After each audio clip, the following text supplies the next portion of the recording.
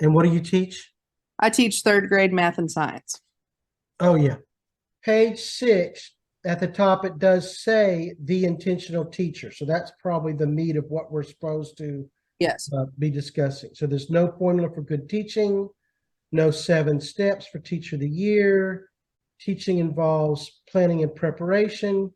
Intentional teachers constantly think about the outcomes they want for their students and how the decision making makes moves toward that.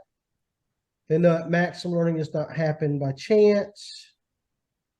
They challenge students. The idea that teachers should always do things for a reason seems obvious, yet in practice, it's difficult to constantly make certain that all students are engaged. Yeah. Mhm. I know the first question that we have to talk about is how can I become a intentional teacher? And all that you just read, I completely 100% agree with. I mean, after teaching my first year, it's constantly in my head. I got to think about what's best for the kids, like what's best for them. And I think that's the first thing you have to do to be an intentional teacher is put the kids first. I mean, over everything else. Yeah, I agree. Actually, a few of the things that he had mentioned, I had like written down where I was like, well, this is what I assume it would be to be Yeah. an intentional teacher, like based off of just experience alone. And I agree 100% how you said after that first year.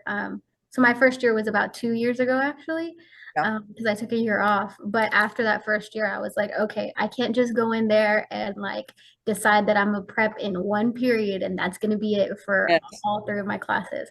And after that, I figured out, I was like, no, I need to have a better like a better preparation and organization for myself. Yes. Yeah. I have an example in here. The teacher's trying to teach synonyms. And so the kids are given 2 sheets of paper. One of the paper has words and squares. So you cut out the squares on one sheet and then paste them onto the synonyms of the other. When the words are pasted correctly, they form an outline of the cat, and the kids can then color the cat. But it says after the children pasted a few squares, the puzzle became clear. So they could just paste the remainder of them without paying any attention to the words themselves. So for an hour, the children happily cut, pasted, colored, but didn't have anything, which is not a high priority for third graders. Yeah. But so basically they just figured out how to form the cat and colored the cat, and they really didn't learn the synonyms. So that was the example that they give. I think you touched on the philosophy.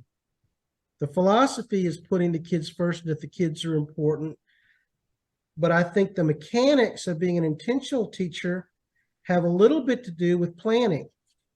Mm-hmm. And I thought of that. I thought of it in terms of, if when I have a soccer activity, it's usually either a passing activity or a shooting activity, and then I think in terms of, okay, how am I going to arrange the kids? I don't like where the kids are standing in line a lot. That was old style soccer where you spent most of your time standing in line waiting to kick the ball, and we don't do it that way anymore. We want to have as many kids active as possible at a time. Mm-hmm. We have to balance the work rest. But anyway, that's all the part. So you have to think through things a little bit. How many will I have in a line if I do it this way? Should I break them up into smaller groups? Now, I'll bet you do that in your classroom. Should I break them up into smaller groups? Is the whole class going to do this all together at the same time? So do you think that's part of intentional teaching? Yeah, I think that just doing what's best for like your group of kids. So I coached soccer last year too, and that's Okay. I thought it was cool when I think you were in one of my summer classes, but anyways, I'm so sorry. besides the point. In soccer, like I taught junior high kids, so it was easier just to be like, go over here and do this without supervision, like y'all do that. Well, with this age group, it's like, okay, they are still 8-year-olds, like they're 8. I have to be able to watch them all at the same time, put them in certain groups. And my group last year could not do group work. Like my group Oh, really? could not do it at all. They were so independent. They couldn't do it. If Yeah, it makes you my- feel any better, my high schoolers right now, definitely, I don't think they're gonna do any better at group work. And I think I'm like, I don't think we're doing group work anymore. Now remind me what you're teaching, Margarita? I teach Spanish, high school Spanish. Nice. Oh, high school Spanish. Okay. Mhm. So, Hannah, did you have boys or girls or co-ed? I had girls. Girls. And they're That in that- explains why you said you could put a group of them off to the side, tell them to do something, and they would go and do it. Because I thought she didn't have boys. If you send boys to the other end of the field and tell them, okay, now we've done this 2 or 3 rounds. You 6 go down there and you do it down there, and we're going to continue to do this down here. Next time you look down there, they're chasing each other around the field, throwing the ball at each other. They're playing dodgeball instead. That's just boys. So Yes. okay. Yes. Okay, so we think that planning is a big part of being an intentional teacher. Yes. Yes. Planning is one of the And then biggest. the key is in the example, she did the planning, but the planning didn't really align with her objective. So part of our planning is does it align with our objective? Yes. And then so we have to have goals to know if we're hitting our objectives. So that's part of it. An intentional teacher uses a wide variety of instructional methods, experiences, assignments, and materials. So since y'all are already teaching, can y'all think of examples where y'all use a variety of methods? So I was gonna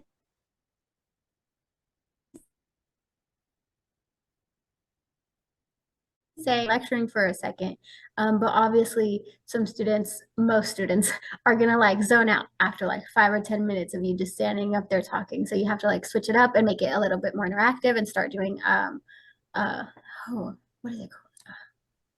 Like you have to switch it up and change into like, okay, maybe some people are more visual learners, so I'll make sure I'll have more images up, or maybe some people are more kinesthetic learners, so I have to make sure that we're doing something like interactive at the moment where they themselves are doing something. So for example, specifically for me, we have sections of grammar in Spanish. So yes, I can stand up here and tell you the rules and show you the rules, or I can also let you put it into practice right after I do it. So you see step by step, this is how I did it, but how are you going to do it also? So that's kind of how I switch it up, depending on, or trying to accommodate for people's different learning styles.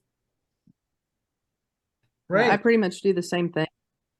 So, I mean, kinesthetic learning, audio learning, visual learning, all of that. I mean, I have one kid that's all 3. Like he can learn in all 3 ways, or he can only learn in this way this day, or this way another day. So you just have to incorporate all of it all the time. Yeah. I feel like it would be more hard to just try to stick to one type of, or to accommodate to just strictly one type of learning style, than if you're not trying to. I feel like I don't even have to plan for it. It just kind of ends up happening in the classroom anyways. Right. Thankfully though. Well, when y'all receive your books at the top of page 7, y'all will notice that it says, now that you've aligned, it talks briefly about, so you made your plans, you're aligning the methods of your teaching with your goals, and then it talks about the testing.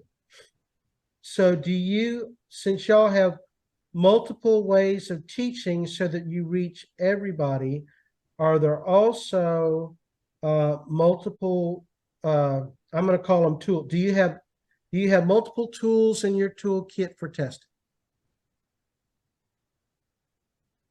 I feel For like for test- me personally, it's a little bit different because since it is Spanish, I do Right. have to teach also people's I have to teach it and test it, people's pronunciation, and if they're just saying gibberish. So there are like pen and paper tests, but there's also like verbal tests. And we also do like presentations that we have to do, like skits that we have to act out in class.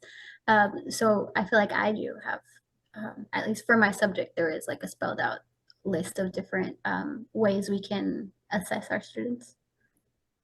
Yeah, at my district, we do CFAs, which is common formative assessments, and it's across district wide. So I give an assessment on, let's say I have one tomorrow that I have to give. So tomorrow, all the elementary schools and all the third grade math teachers give out the same assignment. So then we compare that assignment, district wide on our collaboration days, and we assess the data. And data is important too. You have to be able to assess data with your students to know how to plan and teach better. Well, that's interesting that y'all are collaborating like that and keeping your alignment. It's very difficult.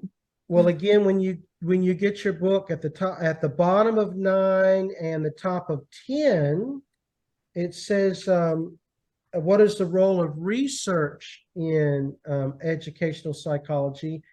So they are talking about data, collecting data, analyzing data, which y'all are already doing. So I'm glad you brought that up. And I would think as you give out the test, or, well, do you have quizzes and do you have assessment quizzes? Like, I want to know how much you're picking up. Yeah. How far along are you? All right, Justin's trying to join. There we go. Hey, welcome, Justin. Hey. Are you an active teacher also? I am. Oh, wonderful. Hannah, you want to not recoup, not regroup, recap. Thank you. Recap. Okay, so we started talking about the first question. I think we have to mention like 3 to 5 reasons for the first question. Isn't that what it was? 3 to 5? Yes. Okay, so I think we've pretty much already done that, but we can just like recap over it. So that way, everybody gets the credit for it. So the first question was, how can I become a intentional teacher? And so the first thing that we talked about, I think Mark said it was on like page 7 or something, but to constantly think about the outcomes for your students, like putting the students first. And to be able to do that, you have to be able to plan. So that was the second one. You have to have good planning skills, and they have to align with objectives, and you have to have goals. So that's pretty much what we've talked about at the beginning of our meeting. And then I think that's where we left off. We finished talking about our goals and our objectives, and now we're talking about data and how we can review the data to benefit our students. Oh, we talked a little bit about testing. So if you've done the planning and that aligns with your goals, does the testing also align with that? And then I had asked y'all, do y'all do quizzes or assessments along the way to know not only how they're doing, are they getting it, but how you're doing it, teaching it before you have, quote unquote, the big test? Yes. And so I said, after I teach a certain amount of lessons, I teach like 1 to 3 lessons. And then in the curriculum, there's built-in quizzes for each topic. So right now we're learning multiplication. I teach 3rd grade. And so I teach 3 lessons, and then we do a topic quiz. And at the end of each lesson, I give them like an exit ticket. And their exit ticket is just 2 questions, like, did you get this or did you not understand this? So I'm assessing every single day after every lesson. So it's a good thing. And for Margarita, because we had talked about, do you have different testing methods, just like you have to have different teaching methods to go with the different learning styles? Do you have different testing methods? And Margarita, because she's teaching high school Spanish, said she has to also test for pronunciation, and naturally that has to be done verbally and interactively. How about you, Justin? What do you teach? So I teach art. So sometimes my assessments are much more hands-on. If we are teaching, if we are going over how to, shade, I'm actually walking around the room, watching these kids shade, and can make minor corrections as we're going through the lesson. So sometimes it's easier because I can, we're almost constantly assessing as I'm walking around the room. Whereas if we're doing more, I don't do much art history. I'm middle school and junior high right now. I have 2 Art 1 classes. So we'll do occasional art critiques, but most of our assessments, we actually do like just visual work as we're working with the kids. And are you in Central Arkansas with me? No, I taught at Jacksonville High School last year. And then I'm teaching up in just south of Batesville this year at Southside. Oh, so you're her. Okay. Okay. In Batesville. I'm at Silver Rock. Okay. Master. Yeah, my brother teaches at Cedar Ridge at Nice. the high school. Nice. Small world.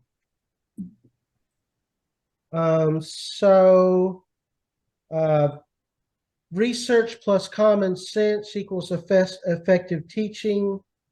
It's one of the titles of a big section, research on effective programs, impact of research on educational practice, and then turning your theories into practice, teaching as decision-making. If there were no educational problems to solve, there would be no need for teachers to function as professionals. So you must decide how to recognize problems and issues, how to consider situations from multiple perspectives, and then how to call up your relevant knowledge to formulate actions.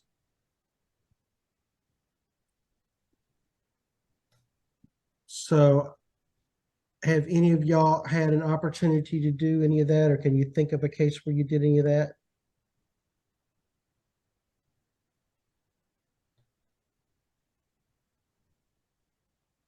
So one of the things they point out is sometimes in the past we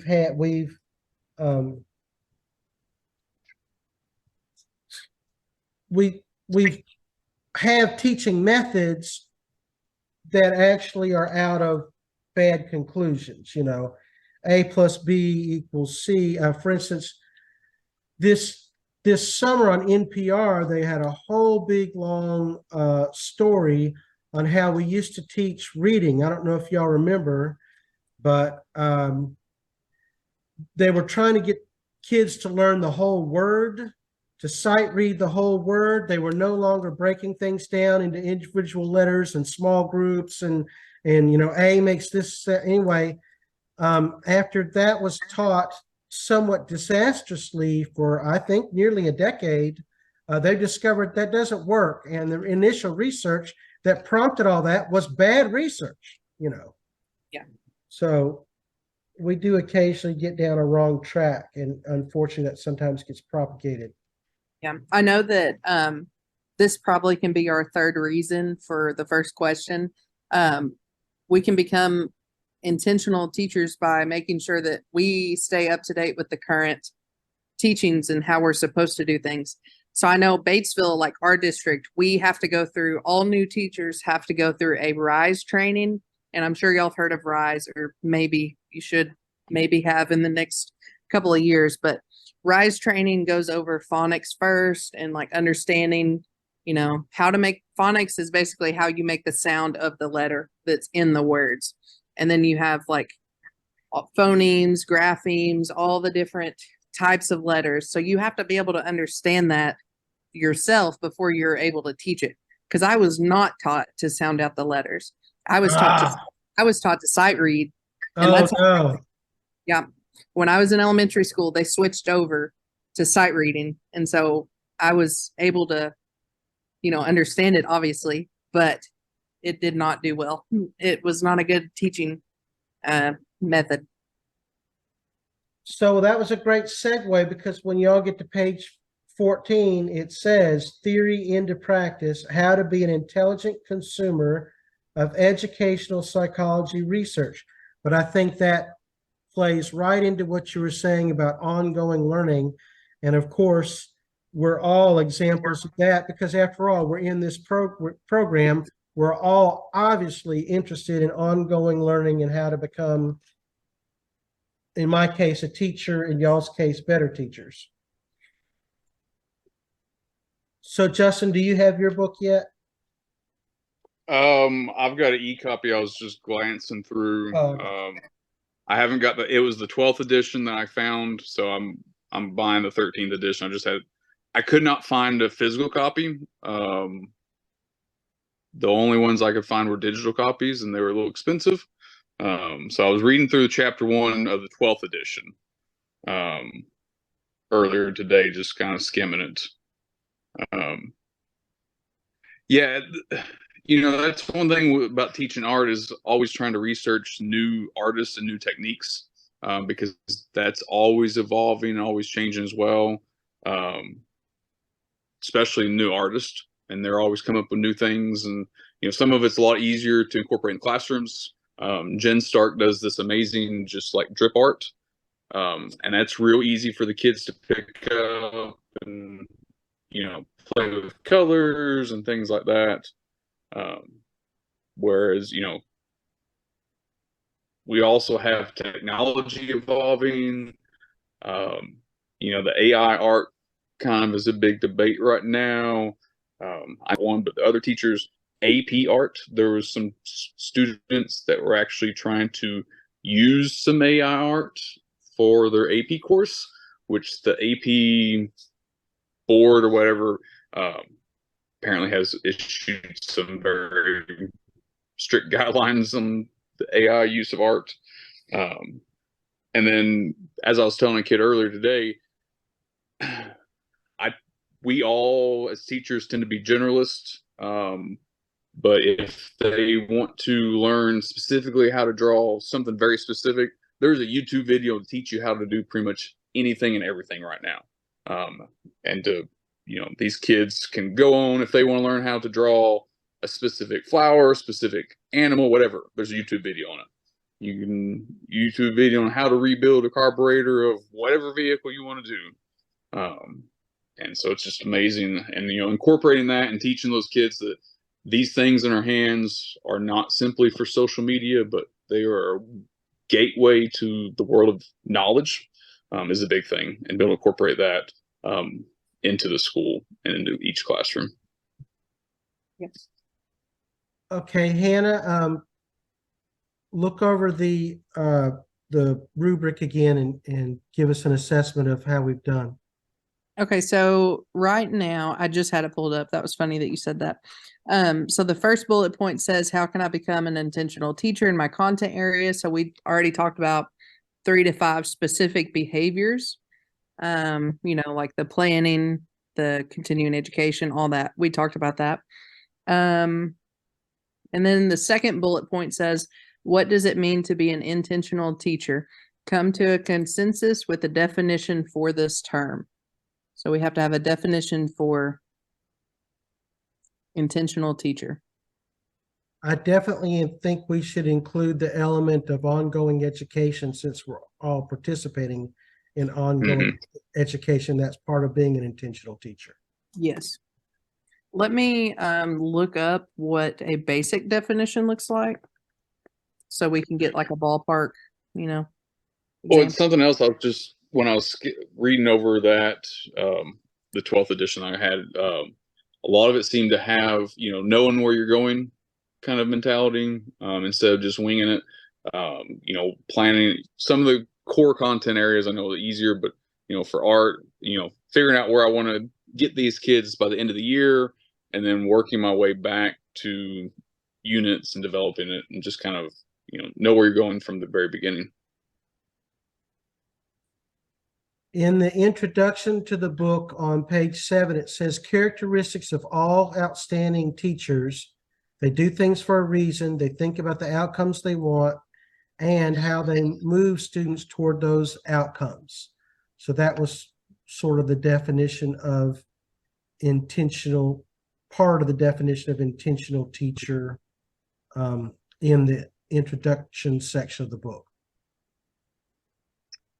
Okay, so I found a definition. So we also have like 4 minutes left. I don't know if y'all can see the timer up there. Yep. So 4 minutes, we may get kicked out, but we can dial back in if we need to. okay, I'm sure we can wrap it up in 4 minutes. Oh, okay, good. So all we have to do is come up with just like a definition of what an intentional teacher is. And what I found is, we need to mention something about they're using their knowledge, their expertise, they're continuing their education, something along that line. And they're also thinking of the students with everything they do. I mean, that's being an intentional teacher. Like you're obviously not there for the fame and money, you know. We all know that's not it, of course. But let's see.